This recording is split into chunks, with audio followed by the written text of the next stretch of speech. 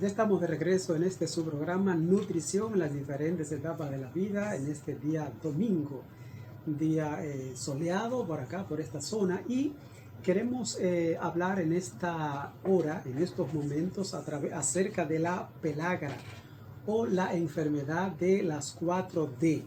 La pelagra o la enfermedad de las 4D. Dermatitis, demencia, defunción o diarrea. ¿Con cuáles, diríamos, de estas características o síntomas puede estarse presentando, en donde posiblemente no se manifiesten a través de los cuatro síntomas, sino que pudieran, por ejemplo, presentarse uno de estos y se manifiesta principalmente cuando en nuestra alimentación no existe una alimentación balanceada?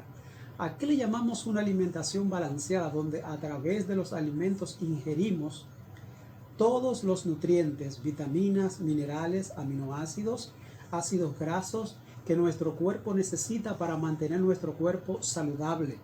Es por esto que una persona no se puede limitar a un solo tipo de alimentación, que es, por cierto, lo que ocurre en ciertas partes del mundo donde su alimentación principal la basan en un macronutriente específico. Por ejemplo, en México, ¿cuál es el macronutriente principal de consumo? El maíz. En China, ¿cuál es el macronutriente principal de consumo? El arroz. Y es exactamente estos dos macronutrientes que han desarrollado, por ejemplo, grandes estragos en la historia de la humanidad, y en este caso, por ejemplo, en el consumo continuo de maíz, sin una preparación ideal para que éste pueda, desencadenar, vamos a decir, todos los nutrientes que posee. Entonces comienza a traer deficiencia de esta vitamina, la cual se le llama la niacina, el ácido nicotínico. Entonces, ¿qué estamos diciendo con esto? Es gracias a estas deficiencias que se presentan, que muchas veces sin, pensarlo mucho, simplemente porque comenzamos a darle mente en que no nos gusta esto o aquello, y comenzamos a echar a un lado muchas de las comidas que nuestro cuerpo necesita. Entonces, de pronto a primera, nuestro cuerpo comienza a presentar deficiencia. Y gracias a estas deficiencias, entonces comienza nuestro cuerpo a presentar estos síntomas que, si no se combaten a tiempo, pudieran llegar a, un desencadenamiento, muy penoso, como la defunción o la muerte. La niacina o el ácido nicotínico, o la nicotinamida, que son los diferentes nombres en la que se presenta la vitamina B3, parte del complejo B, que por cierto es lo que estamos utilizando, las vitaminas hidrosolubles. Entonces, ayuda al funcionamiento del aparato digestivo, también la piel, pero también los nervios, o sea, el sistema nervioso central. También es importante para la transformación de la glucosa en energía en nuestro cuerpo.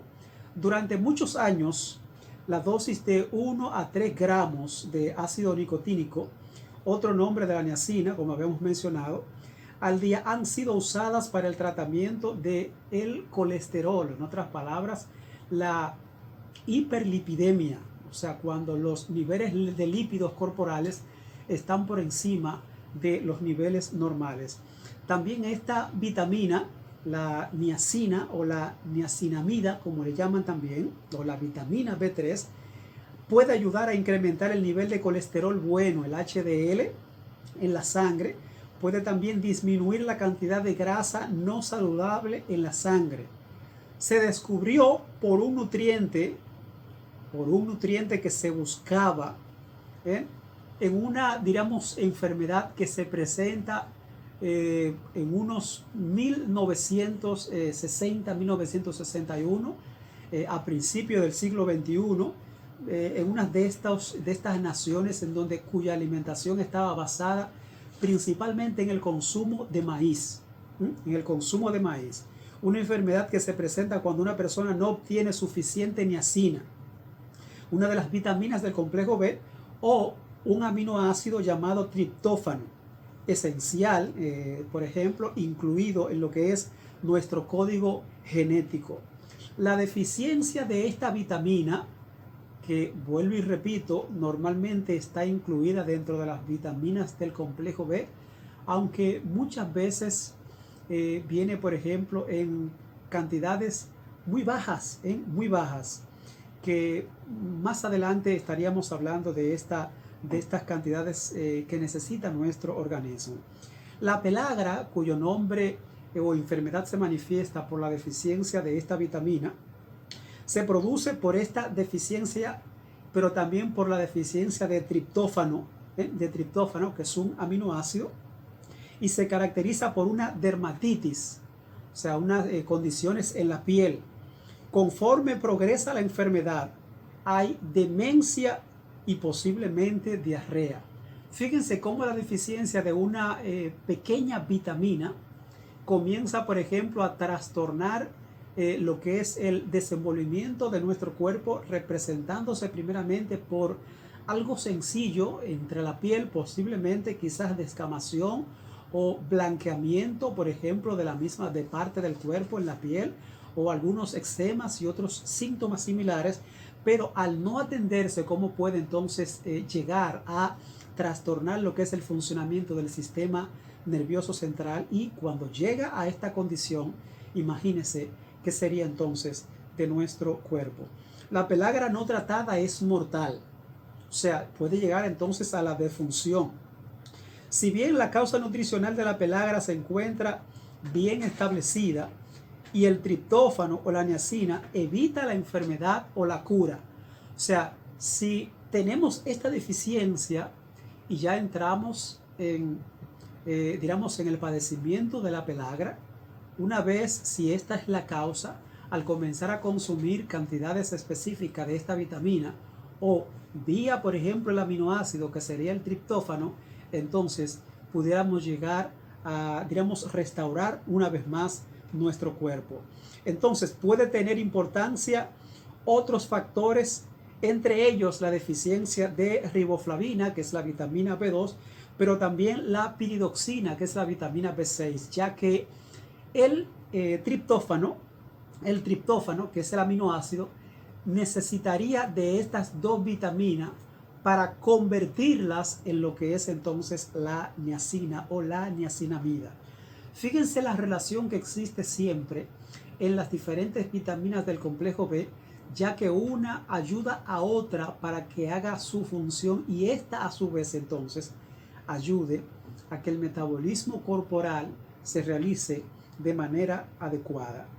La pelagra puede ocurrir como enfermedad a pesar de una ingesta adecuada de triptófano o niacina, porque como dije al principio, pueden ocurrir otros factores que llevan a que esta enfermedad se manifieste.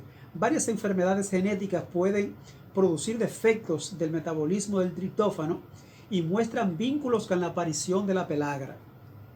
Pese a una ingestión al parecer normal tanto de triptófano como de niacina, la enfermedad, por ejemplo, de Hart-Nutt, le llaman, un padecimiento genético raro en el cual hay un defecto del mecanismo de transporte de membrana para el triptófano, lo que ocasiona pérdidas grandes por malabsorción intestinal, que es lo que llamamos muchas veces también intestino lento, pero que también entra en función ahí también lo que es, por ejemplo, el peristalsis gástrico, o sea, el movimiento de los intestinos al momento de ingerir cualquier tipo de situación. Entre las vitaminas del complejo B, rara vez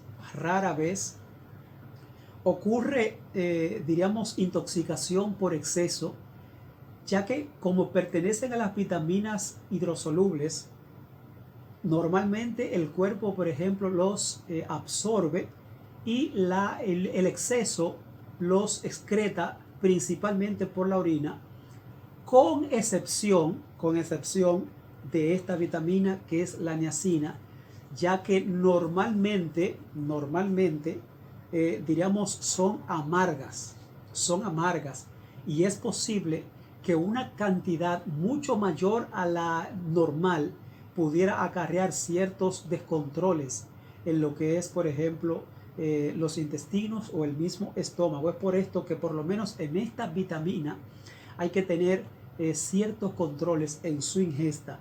Es por esto que por lo menos digamos, en los suplementos, digamos, las mismas pastillas, cápsulas, no es lo más recomendable, salvo que usted tenga una deficiencia grande y que la necesite. Lo normal sería adquirir, diríamos, o tratar de cubrir estas deficiencias a través, por ejemplo, del aminoácido, que también están entre las proteínas, o las mismas vitaminas que podemos encontrar a través de la alimentación, que más adelante vamos a mencionar en cuáles alimentos podemos encontrar estas vitaminas. La ingesta diaria recomendada, incluida en las diferentes tablas a través de, por ejemplo, de la FAO, como la misma OMS, Organización Mundial de la Salud, para que no nos pasemos de esta. En los adultos de 14 años en adelante son de 16 gramos al día. 16 gramos, no, miligramos. 16 miligramos al día. Mientras que en las mujeres de 14 años en adelante, 14 miligramos al día. En las embarazadas, 18 miligramos al día. Y en la lactancia, unos 17 miligramos al día. Ahora, ¿dónde podemos nosotros encontrar esta vitamina? En los productos integrales. Cada vez que se procesa un producto integral, muchas de estas vitaminas se pierden. Y es por esto que a veces, por ejemplo, cuando consumimos, vamos a decir, todos estos granos blanco, como el arroz blanco, el mismo trigo, después de haberle, por ejemplo, quitado toda su cáscara, la misma avena y similares, entonces lo que estamos consumiendo es casi en totalidad o en su totalidad, digamos, lo que es vamos a decir, glucosa, azúcar, por ejemplo,